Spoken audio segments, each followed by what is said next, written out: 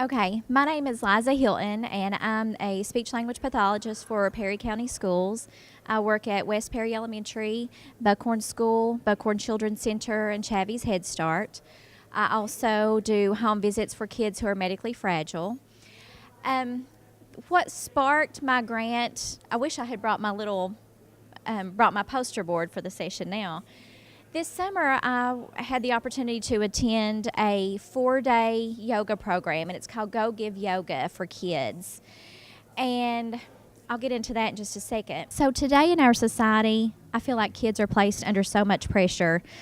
There are kids who feel like they have to be in every program coming and going, and they have to go, and just succeed all the time. And then we have other kids in our school system who are in poverty, and they're just stressed out because they don't even know where their next meal is coming from.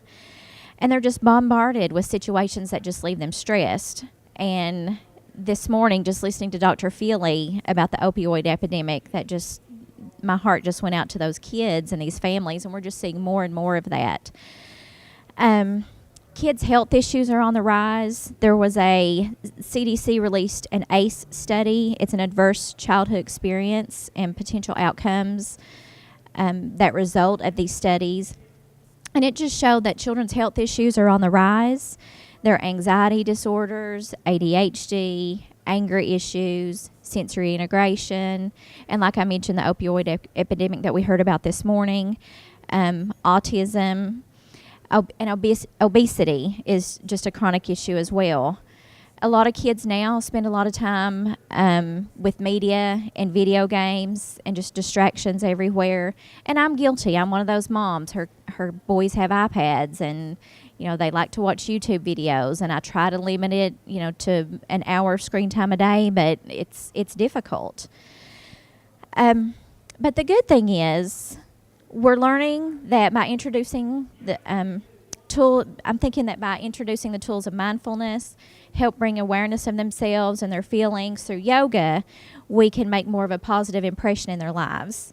And we can create children that grow not only academically, but physically and emotionally as well.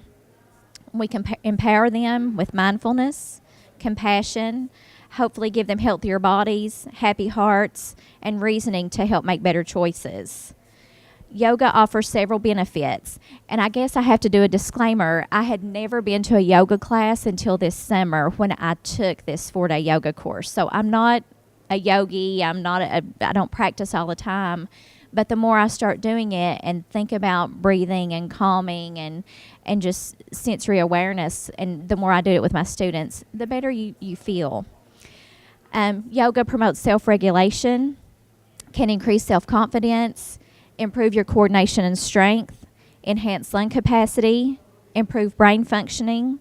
The movements you do coordinates the right and left hemispheres of your brain. That will lead to strengthening your immune system and reducing stress and anxiety. Yoga increases patience and awareness and acceptance of yourself and others, and it can enhance coping skills that are the foundation of a balanced and healthy life. It's non-competitive. Everyone can participate. It doesn't matter when you're on your mat and you're in your area. That is your spot. You do the best that you can do while you're there, and you push your limits of yourself. It's not goal-oriented, and it does not put pressure on kids to win. They just need to participate. And like I said before, yoga can give you a sense of achievement. And I expect by incorporating yoga into some of the classroom settings, we'll see a rise in participation, performance, and learning.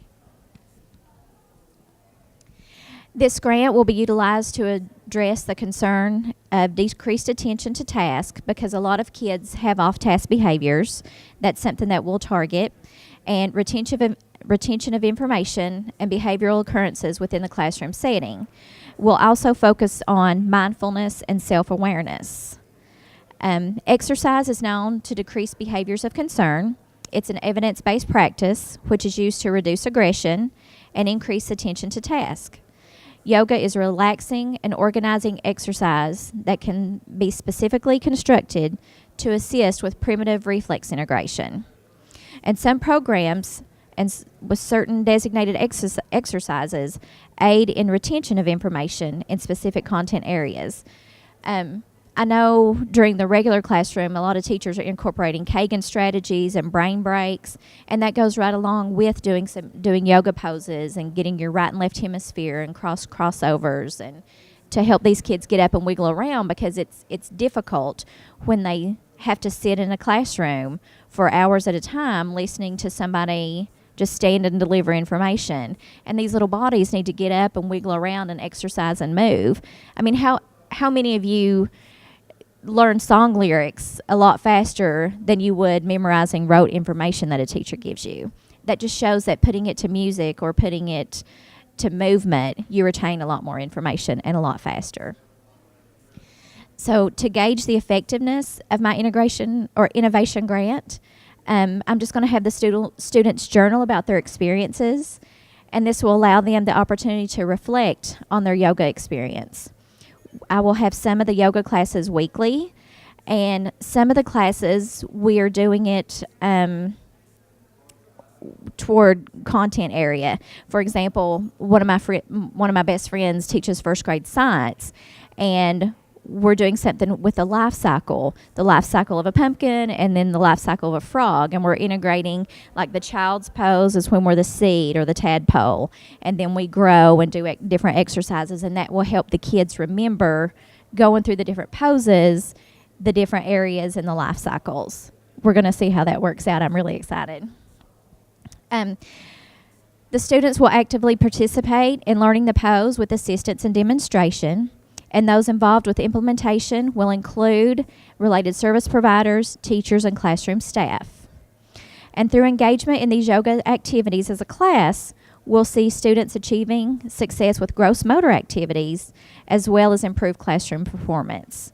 And hopefully with that, we'll see attendance increase, unwanted behaviors decrease, self-esteem increase, and attention to task, as well as a retention of information increase. I have a 5th grade teacher, and Friday afternoons we're going to do yoga with her class.